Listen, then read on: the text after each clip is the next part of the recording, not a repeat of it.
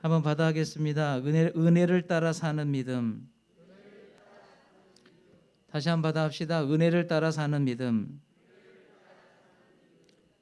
예, 코로나19 상황이라 명절 분위기도 옛날 같지가 않죠. 예, 추석을 맞이해서 우리 다시교회 성도들 가정마다 하나님의 은혜와 축복이 함께 하시기를 주의 이름으로 축원합니다. 추석이기 때문에 많은 분들이 고향에 왕래를 하시죠.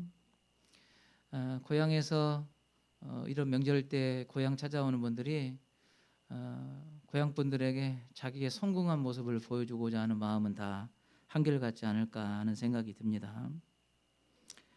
사실 제가 지금 말씀드리는 이 성공이라는 것, 이 성공이라는 것은 세상적인 성공을 지금 말하는 것입니다. 제가 우리 성도들이 설교를 들으면서 세상적인 성공과 구분할 수 있는 그런 성도들이 됐으면 좋겠어요.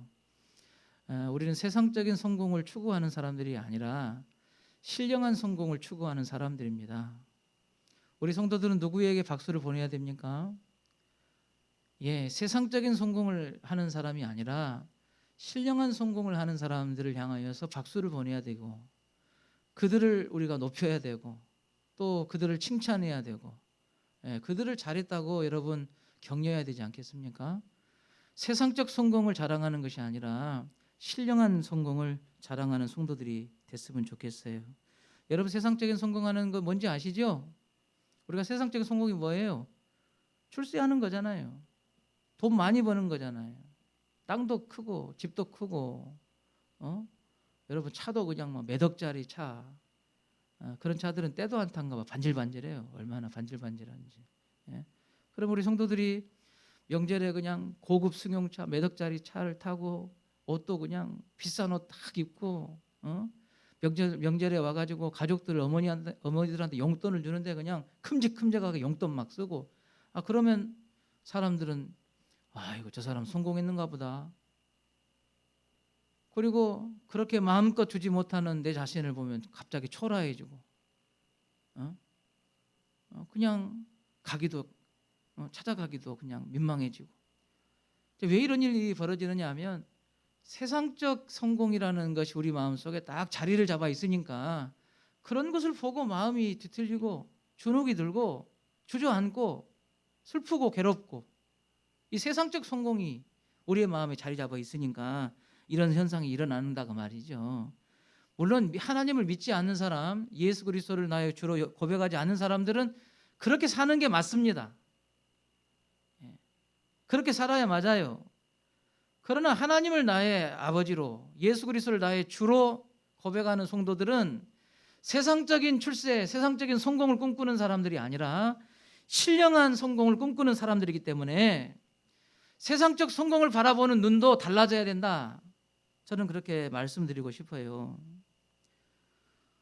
여러분, 명절에 성공한 사람 본다면 어떤 마음이 드십니까? 그런 성공한 모습을 보면서 내 자신을 보고 초라하게 느낀다면 여러분, 나도 세상적인 성공에 영향을 받고 사는 사람 아니겠습니까? 여러분, 어떤 사람이 성공한 사람이라고 생각합니까? 구원받기 전에는 그리스도인들도, 우리가 구원받기 전에 우리 그리스도인들조차도 사실은 성공에 목말라서 그것을 얻기 위해서 살았던 것이 사실이에요. 예수 믿기 전에는 우리도 성공에 목말라 있었어요. 세상적 성공에 목말라 있었죠. 그러나 이제 구원받은 하나님의 자녀가 된 지금은 세상적인 성공을 추구하는 인생이 아닙니다. 이제 신령한 성공을 추구하는 인생으로 여러분 바꾸어져 가야 합니다. 그리스도인들의 성공에 대한 가치, 그것은 세상적 성공이 아니라 신령한 성공에 있습니다. 예수를 믿어도 세상적인 성공을 추구하며 여러분 살아간다면 그것은 대단히 예수님의 마음을 아프게 하는 그런 것이겠죠. 많은 성도들이 이스라엘 왕 중에 다윗 왕을 아주 좋아합니다. 저도 아주 다윗 왕을 존경하고 아주 좋아합니다. 그럼 다윗 왕 말고 또 존경한 그런 왕이 누구냐 묻는다면 여러분 누구를 이야기하실까요? 많은 분들이 솔로몬을 이야기할 때가 참 많더라고요. 왜냐하면 솔로몬 말고 잘 몰라요. 왕은 다윗하고 솔로몬 빼고 잘 몰라요. 이게.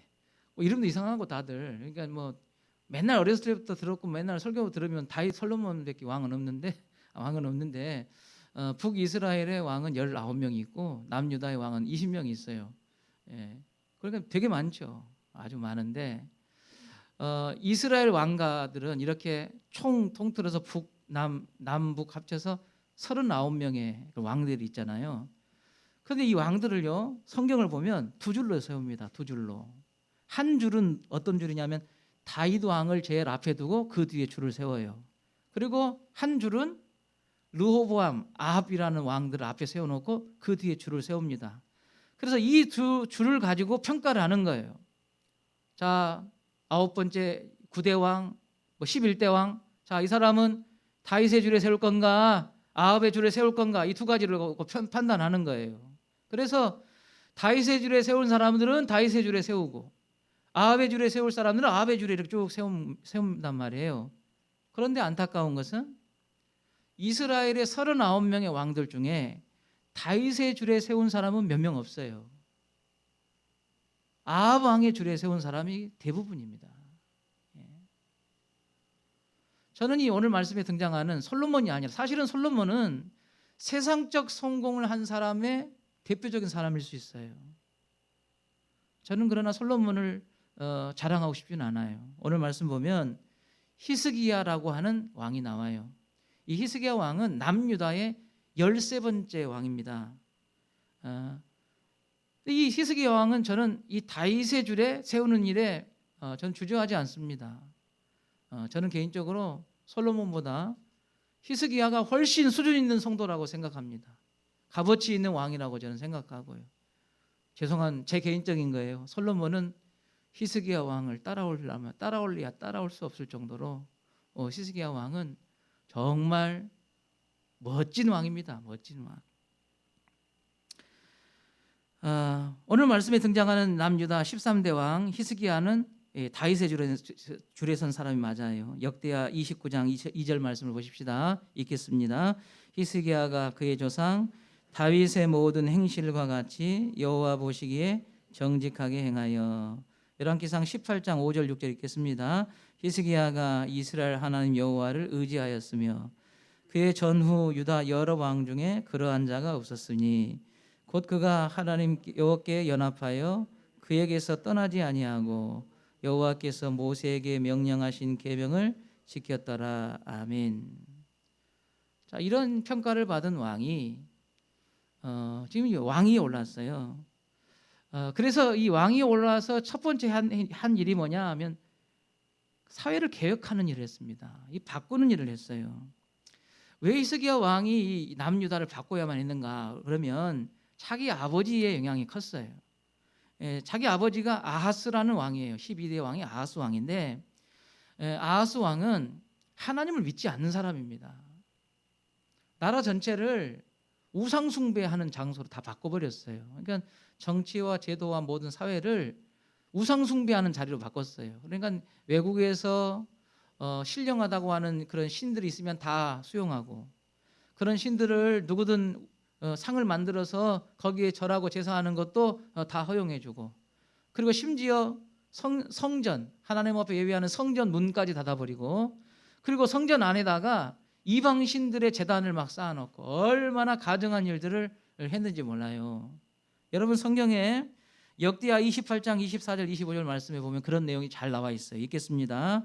아하스가 하나님의 전에 기구들을 모아 하나님의 전에 기구들을 부수고 또 여호와의 전 문들을 닫고 예루살렘 구성마다 제단을 쌓고 유다 각 성읍에 산당을 세워 다른 신에게 분향하여 그의 조상들의 하나님 여호와를 진노하게 하였더라. 아멘.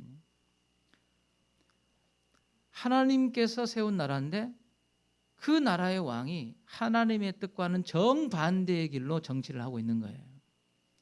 여러분 하나님 살아계십니다. 하나님 진노하셨어요. 그래서 아하스 시대에 남유다는 끊임없는 전쟁을 치렀어요. 이 전쟁을 치러서 승리했느냐? 백전백패를 했습니다. 수십만 명의 많은 장정이 죽었어요. 아녀자들이 다 포로로 끌려가고 정말 나라가 힘들었어요. 여전히 끊이지 않는 이 전쟁의 소용돌이 속에 아하스는 정신을 못 차렸어요. 그리고는 죽었죠. 그리고 이어받은 왕이 그의 아들 히스기야가 그 왕위를 얻어 받은 것입니다. 그래서 이 히스기야가 왕이 되자 히스기야는 나라 전체를 자기 아버지와 정반대로 바꿨어요. 우리가 아버지한테 본 것이 있으면 그 본 것대로 많이 따라서 하잖아요. 그래서 아마 아버지가 그렇게 했으면 아들도 나라의 정체를 그렇게 비슷하게 할 것 같은데 히스기야는 자기 아버지의 그 하는 방식을 따라하지 않았죠. 제가 곰곰이 생각해 봤어요. 왜 히스기야는 자기 아버지한테 본 것이 있는데 당연히 우상 숭배하고 좀 하더라도 조금 정신을 차리고 돌아오는 것은 이해가 되는데 사회 전체를 다 바꿔버렸느냐. 여러분 가만 보면 왕들은 이스라엘 역사를 쭉 보잖아요. 그러면 아까 제가 말씀드린 것처럼 이스라엘 왕사를 보면 다윗 왕의 줄로 세운 왕들이 있고 아합과 르호보암의 줄에 이렇게 여로보암의 줄에 또 세운 왕들이 있어요. 그러면 그 왕들의 정치가 쭉 책에 기록될 거 아닙니까? 통계를 내보면 다윗의 왕의 뒤에 줄 서 있는 그 왕들이 나라를 다스릴 때 그 나라는 평안했어요. 하나님께서 복을 받았어요. 반대로 여로보암과 아합의 길에 선 왕들의 그 치세를 보면 나라 정치를 다스리는 걸 보면 항상 불안하고 전쟁이 끊이질 않은 거예요. 여러분 이런 것을 우리가 딱 보고 있다면 우리가 어떤 줄에 서야 되겠습니까? 여러분 그래서 히스기야는 단호하게 자기 아버지의 뒤를 이었지만 단호하게 아합의 뒤가 아니라 다윗 왕의 뒤를 선 거예요. 그래서 자기 아버지가 문을 닫아버린 성전의 문을 다 열고 그리고 다 깨져버린 성전 기구들을 다시 수리해서 복원시키고 제사장의 기능을 강화시키고 사회 전체를 이스라엘 절기를 다시 복원시켜서 문화를 만들고 그리고 동네 곳곳에 마을 곳곳에 세우신 산당 그리고 제단 다 쓸어버렸어요. 다 없애버린 거예요. 완전히 판을 바꿔버린 겁니다. 역대하 31장 1절 말씀을 보십시다. 역대하 31장 1절 말씀 읽습니다. 이 모든 일이 끝남에 거기에 있는 이스라엘 무리가 나가서 유다 여러 성읍에 이르러 주상들을 깨뜨리며 아세라 목상들을 찍으며 유다와 베냐민과 에브라임과 므낫세 온 땅에서 산당들과 제단들을 제거하여 없애고 이스라엘 모든 자손이 각각 자기들의 본성 기업으로 돌아갔더라. 아멘. 여러분 다윗 왕의 뒤에 선 왕들이 여럿 있어요. 그런데 다윗을 제외하고 여러 왕들 중에 없애고 다 없앴는데 없애지 못한 것이 있어요. 그게 뭐예요? 산당이라는 것이거든요. 산당이라는 건 산꼭대기에 만든 제단이라는 거예요. 그래서 신과 산꼭대기는 가까우니까 이런 곳에서 기대를 하면은 응답이 잘 된다는 그런 풍설이 있는 거죠. 그래서 다윗의 길에 선 왕들도 다른 건 다 뭐 바알, 아세라 다 찍어내고 우상 제단 다 흘러내도 요 산당 문제는 해결을 못했습니다. 이게. 그런데 히스기야는 산당을 치워버렸어요. 그 역대 왕들, 훌륭한 왕들도 하지 못할 일을 히스기야는 단행한 것입니다. 사회를 다 바꿔버린 거예요.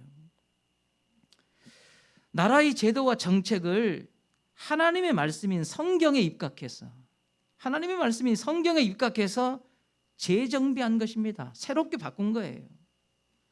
히스기야의 개혁은 나라와 온 국민을 하나님을 예배하고 하나님의 말씀을 지켜 행하도록 하는 개혁을 단행한 것입니다. 여러분 우리는 이 개혁이라고 하면 제도나 기구 등을 새롭게 뜯어 고치는 것을 우리가 개혁이라고 생각하는데 히스기야의 개혁은 어떤 성격이느냐? 본질로 돌아가자는 개혁이에요. 본질로 돌아가자. 하나님께서 우리나라를 나게 하시는데 만들어 주셨는데 하나님이 우리 나라의 통치 이념으로 주신 이 말씀이 본질로 돌아가자. 그리고 본질이 아닌 것들을 다 새롭게 바꾼 것입니다. 이것이 바로 여러분 히스기야의 개혁입니다. 여러분 저는 우리 성도들이 하나님의 말씀으로 돌아가고자 하는 그런 결단 있는 성도는 개혁하는 성도라고 저는 믿습니다. 그들은 여러분 하나님 말씀에 본질로 돌아가자고 하는 성도가 있다면 그분은 여러분 다윗의 뒤에 서 있는 분이라고 저는 생각해요. 우리는 개혁해야 합니다. 세상을 바꾸는 것이 아니라 하나님의 말씀으로 원래의 자리로 돌아가게 하는, 여러분의 인생을, 우리 교회 모든 공동체를 하나님이 원하시는 원래의 자리로 돌려보내는 그런 개혁하는 그런 교회가 돼야 돼요. 저는 우리 교회가 그런 교회가 됐으면 좋겠습니다. 본질로 돌아가는 교회, 하나님 말씀으로 돌아가는 교회, 나를 나게 하신 하나님께로 돌아가는 교회, 그런 교회가 우리 다시교회가 됐으면 좋겠어요. 성숙한 그리스도인들은 하나님을 가까이 합니다. 그의 말씀을 쫓아 살아가는 성도이죠. 저는 이것을 성공이라고 부르고 싶습니다. 성공이 뭐냐? 하나님을 가까이 하고 하나님의 말씀을 나의 삶의 근거로 지켜 행하는 자, 그가 바로 성공한 사람이다. 저는 성공을 이렇게 부르고 싶어요. 저는 우리 성도들도 이렇게 여러분의 생각 속에, 사고 속에 이걸 집어넣었으면 좋겠어요. 성공이 뭐냐? 신령한 성공이 뭐냐? 하나님을 가까이 하고 그 말씀을 지켜 행하는 것이 신령한 성공이다. 우리 성도들이 이렇게 마음에 새기셨으면 좋겠어요. 두 번째로 히스기야는 자신이 당면한 이 모든 문제, 자기가 왕으로 있을 때 자기가 당면한 많은 문제들을 하나님 앞에 나아가 하나님을 의지한 그런 왕이었어요. 히스기야 왕이 남유다의 왕으로 세워져서 6년째 되는 해에 북이스라엘이 아수르에 의해서 멸망을 당했어요. 그러니까 어찌 보면요, 남유다는 북이스라엘이 위에 있기 때문에 하나의 방어벽이 됐습니다. 안심할 수 있었어요, 그나마. 그런데 남유다의 방어벽인 북이스라엘이 아수르에 의해서 멸망을 당한 거예요.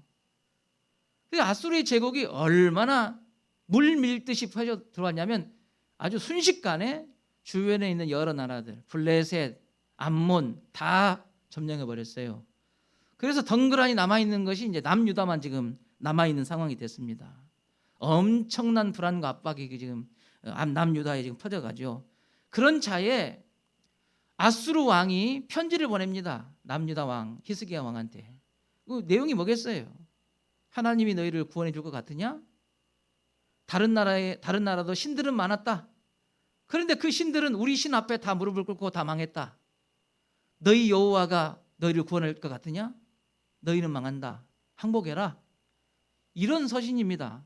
그 서신 안에는 하나님을 조롱하고 또 그 하나님을 의지하는 사람들을 무시하는 이런 이 편지의 글로 써져 있어요.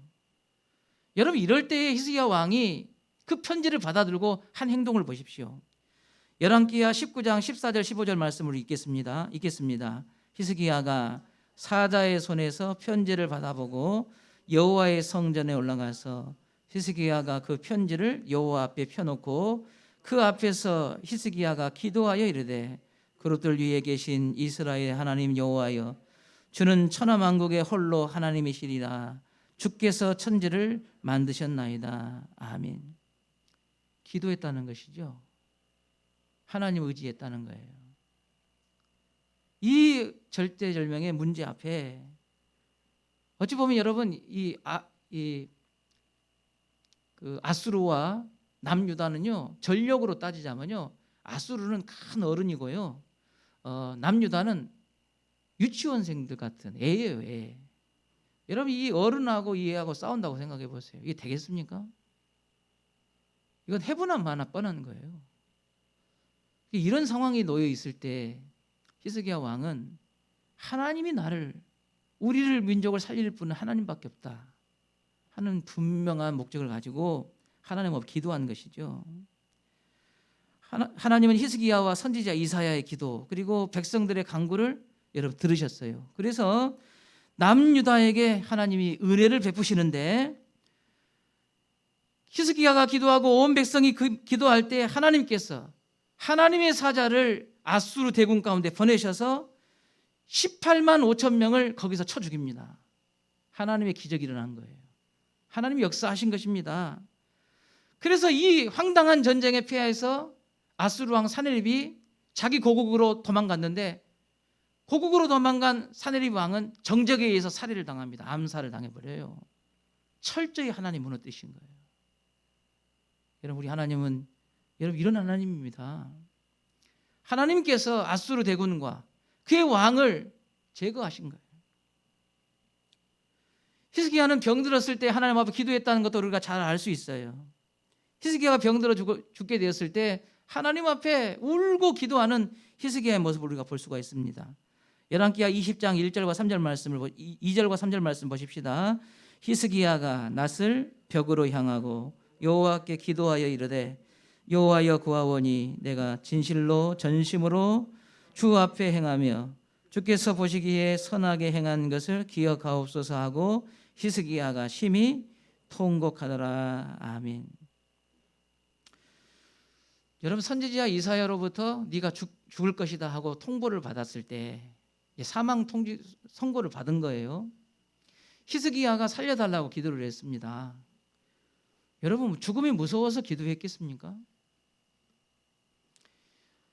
이제 나라가 이러면 좀 해보려고 그러는데 이 나라 놔두고 죽으려고 하니 서럽고 서운해서 하나님 앞에 살려달라고 기도했겠습니까? 저는 그렇게 생각하지 않습니다. 아마 그런 의미로 기도했다면 하나님 응답해 주지 않았을 거예요.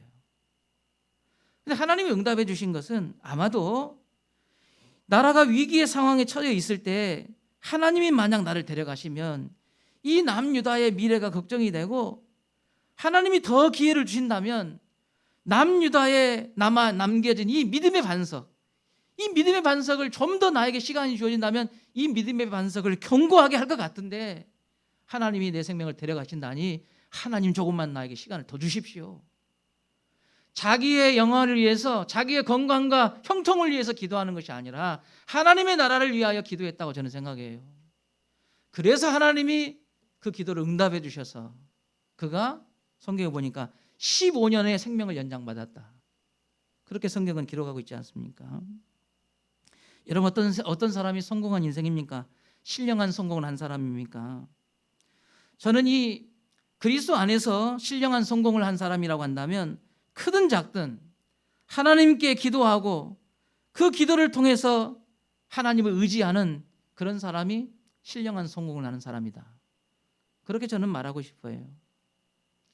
여러분, 여러분의 인생에 찾아오는 여러 크고 작은 문제 앞에 여러분을 도우시는 하나님이 계신다는 것을 알고 그 하나님 앞에 엎드려 겸손하게 도와주시기를 기도할 때 여러분, 그런 인생이 바로 성공한 인생이다.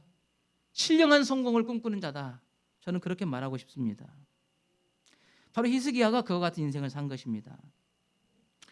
그러나 히스기야에게는 이런 신령한 성공을 받고 그렇게 살아가는 모습도 있지만 히스기야 왕의 실수가 성경에는 기록되어 있어요.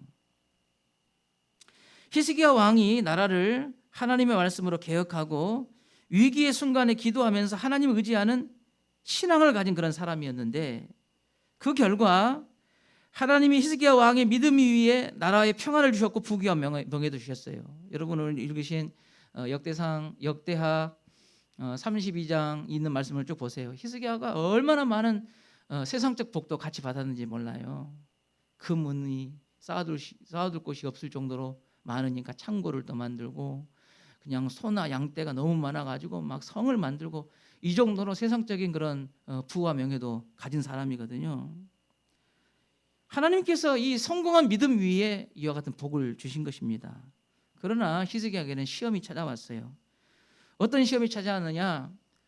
병들어 죽게 되었다가 15년의 생명을 연장받은 이후에 온 나라에 소문이 퍼졌어요. 인근 나라에 히스기야 왕이 죽다가 살아났단다.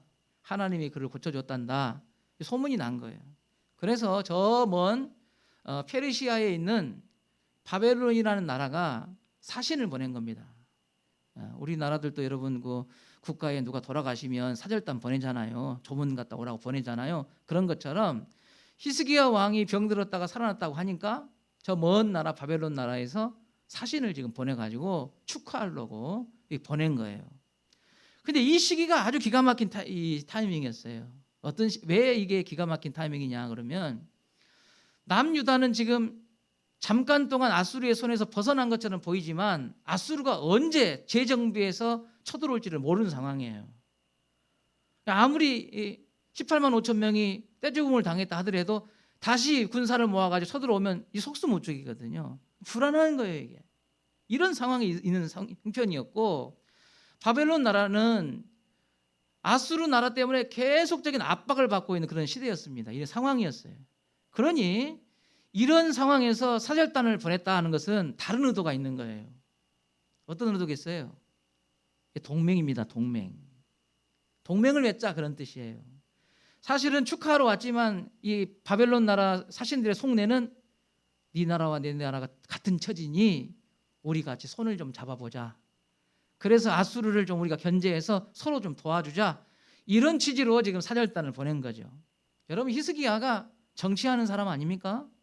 그 뜻을 모르는 바가 아니에요. 잘 압니다. 그래서 히스기야는 사절단의 숨겨진 의도를 잘 알고 합력하려고, 동맹을 맺으려고 마음에 생각을 굳혔어요. 그래서 한 행동이 뭐냐? 자기가 이 정도, 우리나라가 이 정도로 부강하다, 군사력도 이만큼 짱짱하다, 우리 둘이 힘만을 합친다면 우리는 아수르를 이겨낼 수 있다.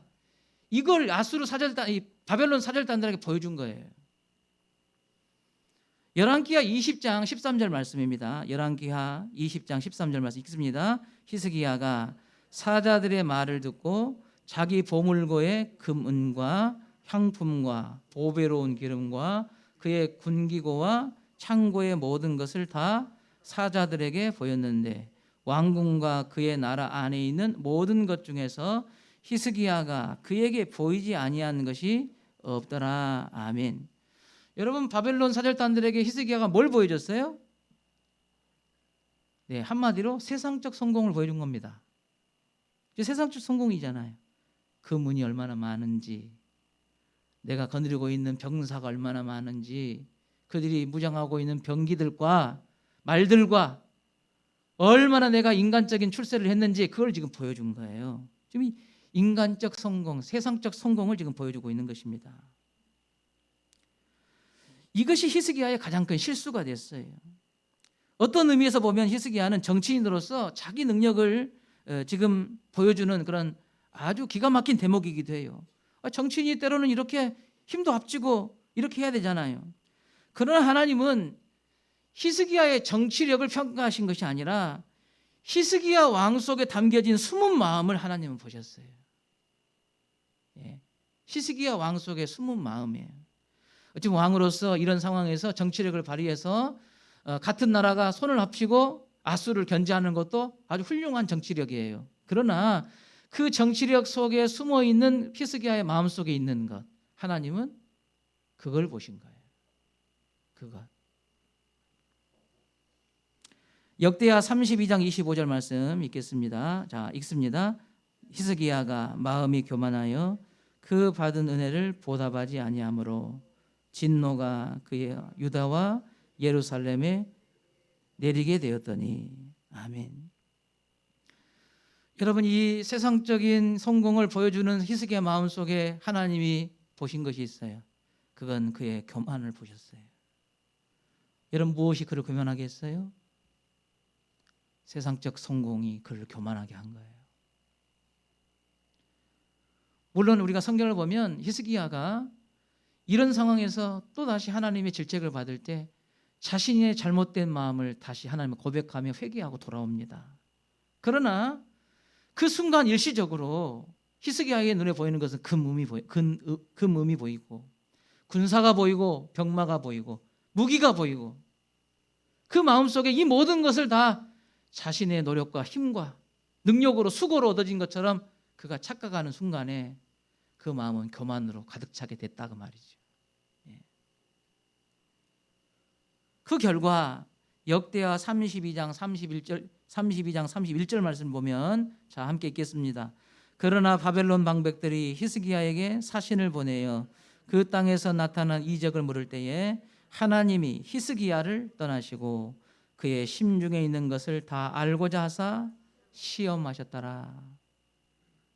하나님의 히스기야를 떠나시고 여러분, 하나님의 도우심의 손길이 그의 인생 위에 펴져 있는 하나님의 손이 거두어졌다 그 말이에요. 교만할 때 그가 세상적인 성공을 마음에 두고 그걸 자랑하기 시작하고 그걸 의지하기 시작할 때 하나님 그걸 교만이라고 말씀하셨고, 여러분 왜 교만이겠어요? 그 세상적 성공은 하나님이 주신 것이지 자기가 이룬 것이 아니에요. 여러분, 우리 세상적인 성공이라는 건 내가 이룬 것처럼 보이지만 사실은 하나님이 우리에게 허락하여 주신 것입니다. 그런데 우리는 착각할 때가 많잖아요. 이 세상적 성공이 마치 나의 수고와 노력, 그리고 나의 지혜가, 나의 계획이, 나의 고민이 만들어낸 산물처럼 우리가 생각을 해요. 하나님이 주신 것인데 그 생각을 못하고 마치 나의 것처럼 우리가 소유한다고 생각할 때 하나님은 교만하다고 말씀하셨고 그 손을 그에게서 떠나시겠다. 하나님 떠나버리시겠다. 그렇게 말씀하시는 것이죠. 그리스도인들이 세상적인 복을, 이 성공을 여러분 부정하라고 저는 말하고 싶지는 않습니다. 여러분, 세상적 성공을 거절하라고 여러분들에게 말씀하고 싶지 않아요. 왜냐하면 우리 믿음의 선배들을 보십시오. 우리 믿음의 선배들을 보시면 세상적인 성공을 정말 많이 받고 누린 우리 믿음의 선배들이 너무 많아요. 여러분, 아브라함 보세요. 아브라함은 엄청난 부자였잖아요. 그리고 세상적으로도 성공한 사람이고 자기 집안에 있는 사병을 거느릴 정도로 강력한 사람이에요, 아브라함. 그리고 그의 아들 이삭, 야곱 보세요. 모두가 다 세상적 성공을 가진 사람이에요. 동시대에 살았던 욥, 많은 고난을 당해서 많이 잃어버렸지만 결국 여러분, 욥이 어떻게 됐어요? 하나님이 다 회복시켜 주었잖아요. 세상적인 성공을 다 하나님 주게 하셨지요. 그러니 여러분, 우리가 그리스도인들이 세상적 성공을 거절하고 멀리하고 부정하라는 그런 의미는 아닙니다. 그런데 아브라함이나 이삭이나 야곱이나 욥이 이와 같은 세상적 성공을 가졌음에도 불구하고 여전히 다윗의 줄에 서 있을 수 있었던 것은 그들의 세상적 성공 때문에 하나님을 잃어보지 않았다는 거예요. 여러분, 이 사람들, 이 아브라함, 이삭, 야곱과 욥과 같은 사람들은 세상적 성공에 연연하지 않았어요. 이 표현을 우리 성도들이 강하게 좀 마음에 받았으면 좋겠어요. 세상적 성공에 연연하지 않았어요. 많아도 연연하지 않았고 적어도 연연하지 않았어요. 어떤 분들은 나는 적으니까 이럴 염려가 없다. 아니, 적기 때문에 거기에 매여서 그냥 꽁꽁 하는 것이 여러분 세상적인 것이에요. 그것도 연연하지 않았어요. 왜? 이건 하나님이 주신 것이지 내가 이룬 것이 아니기 때문에요. 여러분이 아무리 많이 늘리고 불리고 채우려고 해도 하나님이 허락하지 않으면 채워지지 않는 것이 우리 인생 아닙니까? 여러분, 그 원리를 아는 사람은 연연하지 않아요. 많아도 연연하지 않으며 적다고 해서 연연하지도 않는다고요. 우리 성도들은 생각을 좀 바꿔보세요. 어떤 분들은 그렇더라고요. 많은 사람이나 그렇게 해당이 되죠. 우리 같이 없는 사람은요. 근데 우리 같이 없는 사람은 또 많은 사람 보고 그냥 마음이 꼬라가지고 있어요. 그것도 연연하는 거예요. 그것도. 그럼 어쩌고 저럼 어쩌냔 말이에요. 하나님이 때에 맞게 주신 것이고 그것 가지고 나는 하나님의 일들을 위해서 잘 사용하여 세우는 것이 하나님 우리의 목적이라고 한다면 우리 그것만 하면 되지. 우린 좋은 차 타고 다니는 사람, 비싼 옷 입고 다니는 사람, 누가 돈을 많이 벌었다 하면 거기에 그냥 마음이 혹하고 절이 휘둘리고, 이것도 우리가 연연하는 것이다가 말이에요. 세상적인 성공에 연연하는 우리의 모습 중에 한 모습 아니겠어요? 아브라함과 이삭과 야곱과 욥과 같은 신앙의 인물들은 세상적 성공을 받았으나 세상적 성공에 연연하지 않았습니다. 여러분, 욥 보세요. 그 많던 재산, 종들, 심지어 자기의 자녀들까지라도 사고를 당해서 죽을 때에도 욥이 뭐라고 했어요? 주신 자도 여호와시요 가져가시는 이도 여호와시니. 여러분, 세상적 성공에 연연하지 않는 욥의 모습을 보시라 그 말이에요.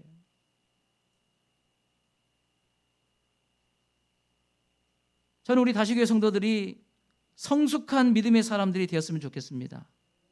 저도 그런 사람이 되었으면 좋겠어요. 우리 중에는 여러분이 개인적으로 생각할 때 세상적 성공을 거둔 사람이라 하고 인정하는 그런 사람도 있을 겁니다. 그러나 반대로 세상적 성공과는 거리가 멀어 보이는 그런 성도들도 있을 것입니다. 그것이 여러분이 될 수도 있어요. 사랑하는 성도 여러분, 세상적인 성공에 연연하지 마십시오. 세상적인 성공을 바라고 꿈꾸는 것 때문에 하나님께 집중하고 더 가까이 할 기회를 놓칠 때가 많다는 것을 여러분 기억하십시오. 히스기야 왕이 우리의 거울이 되고 있습니다. 우리 히스기야 왕을 통해서 우리 자신을 보셔야 돼요. 세상적인 성공을 너무 쳐다보다가 눈이 멀어버린 사람이 많아요. 여러분, 세상적인 성공을 추구하고 쳐다보다가 눈이 멀어버리니까 여러분, 우리가 밝은 태양이나 불을 한번 계속 쳐다보고 있어 봐요. 그러면 여러분 다른 데로 고개를 돌리면 눈이 잘 안 보여 버리잖아요. 우리가 세상적 성공을 쳐다보고 그걸 자꾸 사모하고 바라보니까 눈이 일시적으로 멀어가지고 하나님이 안 보이는 거예요. 하나님 의식하지 않는 거예요. 이런 현상들이 교회 안에 참 많아요. 우리의 인생 속에도 있잖아요. 하나님의 진리의 말씀을 내 삶의 기준으로 놓고 하나님을 가까이 하는 것이 바로 신령한 성공입니다.